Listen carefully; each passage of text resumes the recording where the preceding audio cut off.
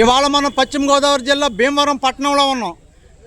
ఇది ప్రభుత్వ ఆసుపత్రి ప్రాంగణం. ఇంతమంది ఒకే చోట ఎందుకు గుమ్మిగూడారా అని చెప్పి అనుకుంటున్నారా? వీరంతా ప్రభుత్వ ఉద్యోగులు.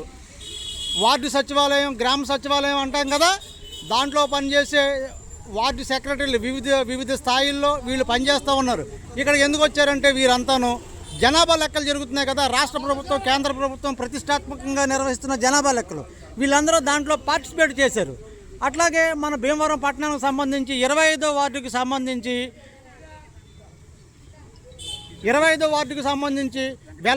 వెంకటకృష్ణ అనే వెల్ఫేర్ సెక్రటరీ, ఆయన కూడా ఒక వార్డుకి ఇంటింటికి జనాభా లెక్కలు సేకరించే కార్యక్రమాన్ని ఆయన టేకప్ చేశారు, ఆయన టీంని. ఈ స్టార్టింగ్లోనే ఇవాళ ఒక పెద్ద అపశృతి జరిగింది.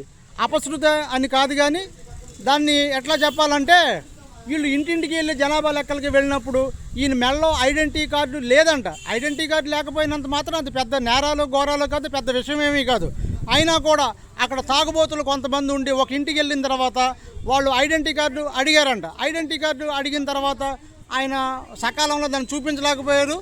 దానికి సంబంధించి ఏదో ఎక్స్ప్లెనేషన్ ఇచ్చే ప్రయత్నం చేస్తూ ఉండగా వాళ్ళు దౌర్జన్యపూరితంగా దాడి చేసి తల పగలగొట్టారు. ఇవాళ ఎంత దారుణమైన విషయం! ఒక ప్రభుత్వ ఉద్యోగిని అట్లా చేయొచ్చా అసలు? ఇవాళ వీళ్ళంతా సంఘీభావంగా ప్రభుత్వ ఆసుపత్రికి వచ్చారు.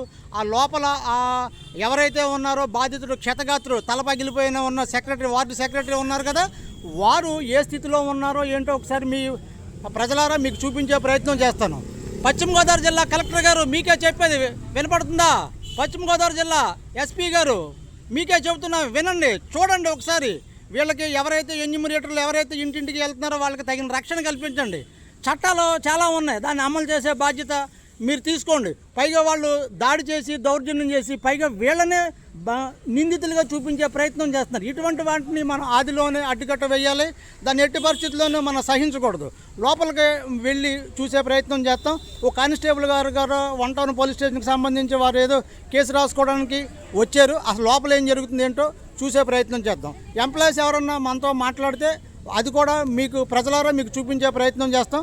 భీమవరం తహసీల్దార్ గారు మీరు ఇనిషియేటివ్ తీసుకోండి, ఎందుకంటే మీ అర్బన్ ఏరియాలో ఇదంతా జరిగింది. జాయింట్ కలెక్టర్ గారు మీరు కూడా దీని మీద స్టెప్ తీసుకోండి. లోపలికి వెళ్ళే ప్రయత్నం మనం చేస్తూ ఉన్నాం.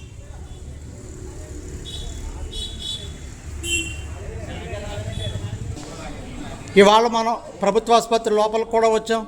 క్షతగాత్రుడు ఎవరైతే ఉన్నారో ప్రభుత్వ ఉద్యోగి బాధితుడు, తల పగిలిపోయిన బాధితుడు ఉన్నారు కదా, కిషోర్, వారి పేరు వెంకట కిషోర్. వారి స్టేట్మెంట్ను కూడా 1 టౌన్ పోలీసు వారు తీసుకునే ప్రయత్నం చేస్తూ ఉన్నారు. ఇది దారుణమైన విషయం. ఎందుకంటే ప్రభుత్వ ఉద్యోగి వీరికి వ్యక్తిగతమైన విభేదాలు కానీ ఏముండవు. ఎన్యూమరేటర్కి వెళ్ళారు, జనాభా లెక్కలు సేకరించే కార్యక్రమాన్ని వీరు టేకప్ చేశారు. టేకప్ చేస్తే వీళ్ళ మీద దాడి చేస్తారా? తాగుబోతులు ఎవరైనా ఉన్నట్టయితేను ఐడి కార్డు లేనంత మాత్రాన దాన్ని నిర్ధారించుకునే విధానాల్లో చాలా ఉంటాయి. రకరకాల కార్యక్రమాలు, రకరకాల పద్ధతులు ఇట్లా చేస్తున్నారు.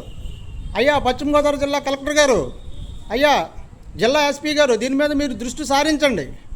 అటువంటి వాటిని మీరు కఠినంగా యాక్షన్ తీసుకోండి. ఎందుకంటే ఎన్యూమరేటర్లకు మనం భరోసా ఇవ్వాలి.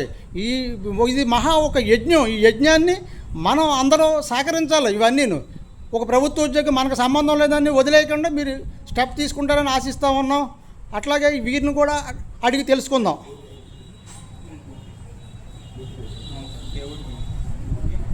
ఏమంటే మీ ఇది ఎలా జరిగిందంటారు?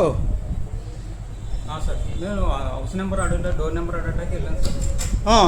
డోర్ నెంబర్ అడిగితే రమ్మన్నాడు. లోన ఓనర్కి ఫోన్ చేయండి, నా దగ్గర మా డోర్ నెంబర్ తెలియదు మాకు ఏం చెప్పి అన్నాడు సార్. మీ మీద దాడి చేసిన వాళ్ళు ఎవరు? పేరు నాకు తెలియదు సార్. సార్ మీరు వాళ్ళు గుర్తుపట్టగలరా? సరే, ఇక్కడ జరుగుతున్న విధానం ఇది. ప్రజలారా మీ దృష్టికి తీసుకొచ్చే ప్రయత్నం చేస్తాం. దీని మీద పోలీసు వారు కానీ ప్రభుత్వం వారు కానీ ఎటువంటి స్టెప్ తీసుకున్నారో దాన్ని కూడా తెలియజేసే ప్రయత్నం చేస్తాం. Thank you very much.